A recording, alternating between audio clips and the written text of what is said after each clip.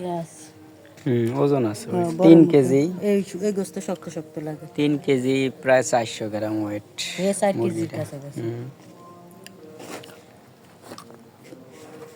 মসজিদে জামাত আসছে, তাই আজকে শুক্রবারের উছিলায় এবং জামাতের উছিলায় এই যে এই মুরগিটি 3 কেজি 400 গ্রামের মতন নিয়ে আসলাম। দুপুরে রান্না হবে, সাথে আমাদের পুষ্কুনি থেকে মাছ ধরবো। জামাত আসছে প্রায় 15 জন। 3 দিনকার জামাত, আজকে দ্বিতীয় দিন।